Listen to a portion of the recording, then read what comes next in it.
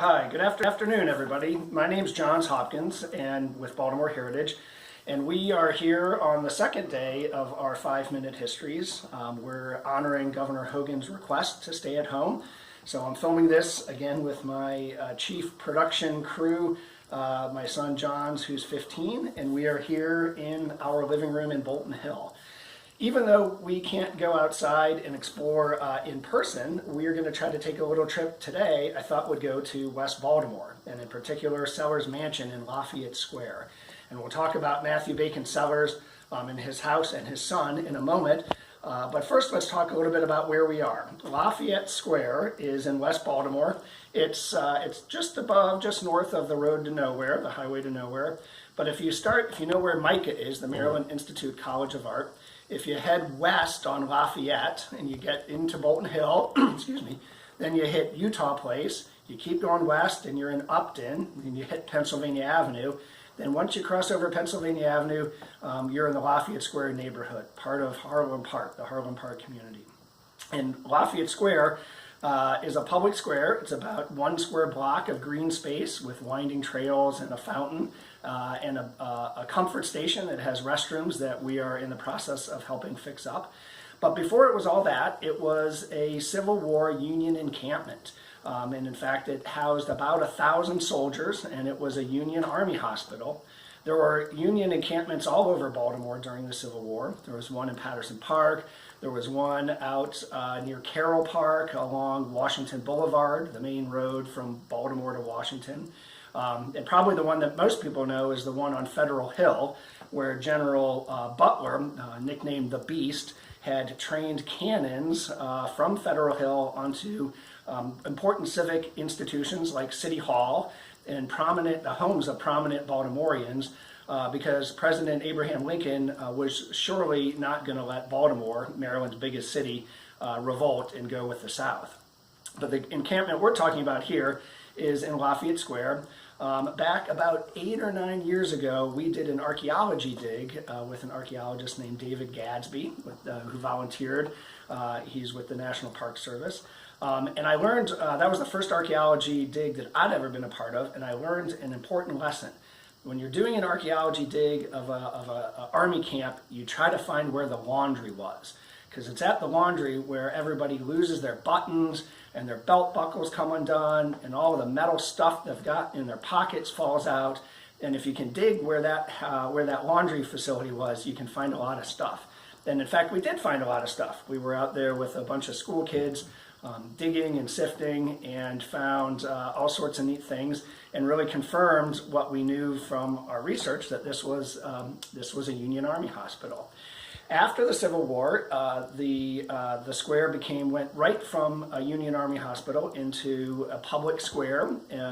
Did what a lot of other squares were doing, or a lot of other wealthy families in Baltimore were doing, that give over part of their country estate to the city to become a public park, and then they would turn into real estate developers and build houses and sell lots around them. That's how Union Square started, and Franklin Square, Perkins Square, and Lafayette Square right after the Civil War, which brings us to the Sellers family. It's called the Sellers Mansion after Matthew Bacon Sellers. Mr. Sellers moved up from the Carolinas. He was a merchant and businessman. He quickly established himself in Baltimore and became the head of the Northern Central Railroad, the NCR Trail. If you've ever ridden a bike or hiked along the NCR Trail, Matthew Bacon Sellers is your man. He built this house, which is in the Second Empire style. I think through these 5-minute histories, I'm having to finally learn my architectural terminology here. But it was a grand house, and he did what a lot of other rich people did back then. He built a nursery for his kids. He planted wonderful flowers. He got in a fight with his neighbor and built a spike wall 10 feet high along his side of his property, so that he wouldn't have to look at the neighbor that he apparently so despised. All sorts of fun stuff like that. A year after he moved in with his wife Anne, they had a child, a son, named Matthew Bacon Sellers II, or Matthew Bacon Sellers Jr. And he rose to some prominence also. He was appointed by Thomas Edison to the Naval Command Authority, I think was the name. I might be getting that a little bit wrong.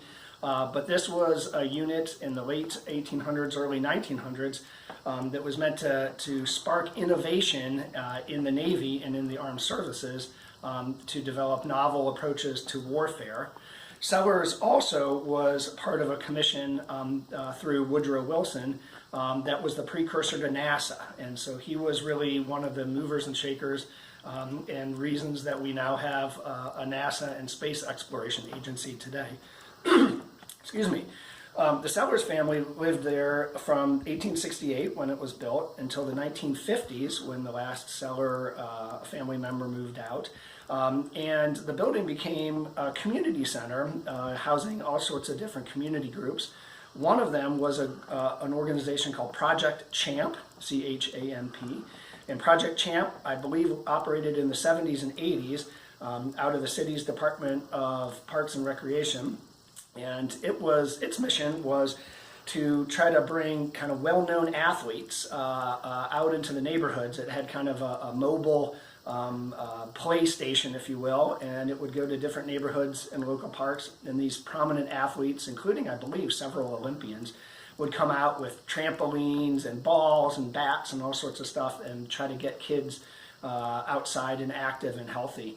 And that operated out of the Sellers Mansion with a number of other community groups for about a decade. But by the 1990s, the building had become vacant.